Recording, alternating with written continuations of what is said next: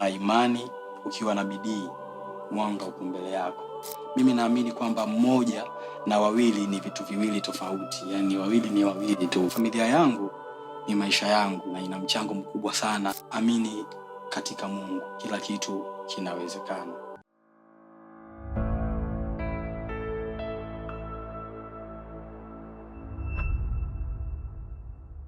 Bwana, mambo vipi? Mambo ni aje? Kwa majina naitwa Salmin Ismail, lakini almaarufu kama Kusa. Ni msanii wa Bongo Flava, na leo niko mbele yenu kujuzana na kuambizana kidogo, lakini pia ninao furaha sana kuwepo Maisha na Murua. Maisha na Murua, mwanga ni wako.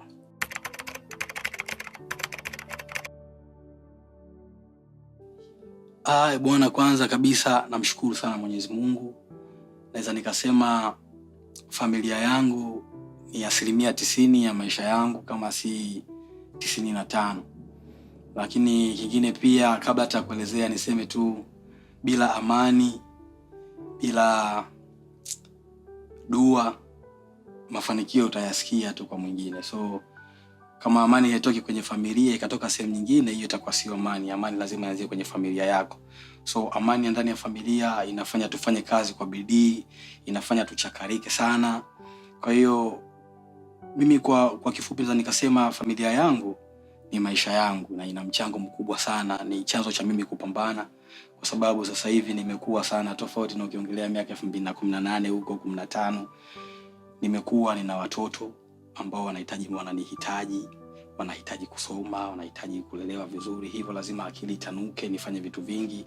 Nimepata exposure vitu vingi, nimekuwa nikijifunza vitu vingi sana, na mimi naamini kwamba mmoja na wawili ni vitu viwili tofauti, yani wawili ni wawili tu. Kwa hiyo mimi familia yangu ina mchango mkubwa sana kwenye maisha yangu.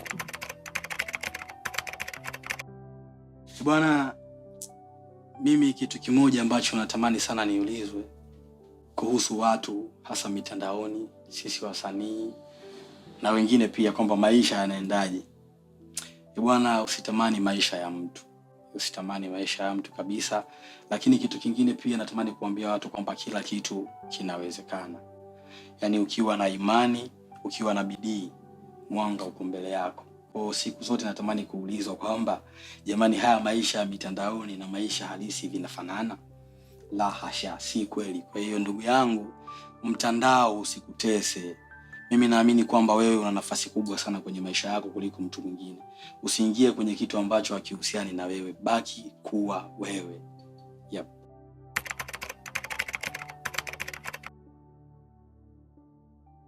Nina mke, nina watoto, na kitu kikimsaidia mtu yoyote wa karibu yako, basi kinakusaidia na wewe. Maisha na Murua inamsaidia pia mama watoto wangu, Auntie Ezekiel. Sasa nikisema hainisaidii mimi nitakuwa ni muongo sana. Na kwa upande wangu mimi nina imani nayo sana, kwa sababu naamini sana katika msaada. Naamini sana katika kusukumana. Hata ukiona maisha yangu ni tofauti na watu wengi kidogo, kwa sababu imani yangu mimi iko huko. Kwa hiyo Maisha na Murua kwa upande wangu ina msaada mkubwa sana, and I think itazidi kuwa na msaada mkubwa sana, kwa sababu naihitaji pia bado. Kwa hiyo Maisha na Murua ina msaada mkubwa sana kwangu mimi na timu yangu, na hata watu wengi walionizunguka pia. Yep. Bwana, sina vingi sana vya kumshauri, kwa sababu kila mtu ana mapito yake, kila mtu anapotaka kufika, na kila mtu kuna anachokifikiria. Lakini cha kwanza, amini katika Mungu. Mungu anajibu mapema sana. Nimeshuhudia vitu vingi sana ambavyo hata sometimes kwa macho nilikuwa nikiviona kama haviwezekani. Lakini hapo kati, sisemi kwamba nyuma nilikuwa sana simuombe Mwenyezi Mungu, nilikuwa nikimuomba sana, lakini sasa hivi nimekuwa deep sana kwenye masuala ya kuomba dua na kuamini sana katika Mwenyezi Mungu. Naweza nikaa na kitu hata nikafunga, nikaa na sali sana. Si mimi tu, hata ndugu yangu, meneja yangu anaitwa Bwana Edi. Ni watu ambao tumekaa tukiamini sana katika hilo. Lakini tangu nimetilia maanani na kuamini hasa, sijawahi kufeli, na natamani hata nimwambie siku nyingine kijana yoyote, lakini nafikiria naifikisha kwa njia gani. Kwa hiyo kumwamini Mwenyezi Mungu ni kitu ambacho hakitakaa kikupe hasara, kitakupa faida kubwa sana leo na hata kesho yako. Lakini kingine pia, nidhamu. Nikimaanisha nidhamu na maisha nidhamu kwenye kazi yako, nidhamu kwenye mtaji wako, nidhamu kwenye kuiwaza kesho yako na nidhamu kwenye muda wako. Hivyo ni vitu vikubwa sana, kuwa na nidhamu kwenye kila kitu kinachokuzunguka. Umeambiwa sehemu uende saa 6, kuna opportunity, nenda saa 6 au nenda saa 5, saa 6 ikukute pale.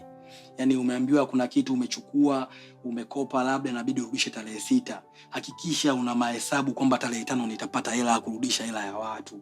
Hiyo ndo nidhamu ninayoiongelea. Sio wewe ndugu yangu unapata tena laki, unakula 70,000, unahifadhi shilingi 30,000, hiyo 30 ndio endesha maisha yako ya kesho kutwa na siku nyingine. Hapana, kuwa na nidhamu na pesa yako. Kwa hiyo nikiongelea nidhamu ni kwa upana mzito sana, na imani wewe kama mtu mzima ama mtu unajitambua nikimaanisha nidhamu, unanielewa kabisa kwamba bwana anamaanisha kitu gani. Kwa hiyo ni kitu kikubwa sana. Lakini kitu kingine niseme cha 3 na cha mwisho, uaminifu. Bwana, uaminifu ni kitu kikubwa sana. Imani ni kitu ambacho huwezi kukinunua kwa pesa yoyote ile. Huwezi kukinunua haraka kama unavyofikiria. Na ni hadhina kubwa sana, na nahisi ni moja ya vitu ambavyo vinaambatana sana na utajiri. Bwana, watu kuwa na imani na wewe ndugu yangu ni kitu kikubwa sana na kinatengenezwa kwa thamani kubwa sana. Kwa hiyo tuheshimu misingi, tuzidi kuwa wakubwa kila itwapo leo, kwa sababu jana haiongeleki vizuri kwa sababu haionekani. Kwa hiyo tuzidi kuwa wakubwa kila itwapo leo.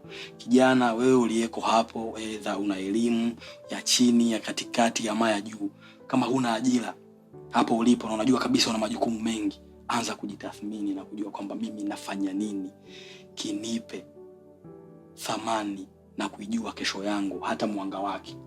Usikae tu yani kwamba bwana mimi sasa nitasubiri ajiliwe, nitasubiri nini.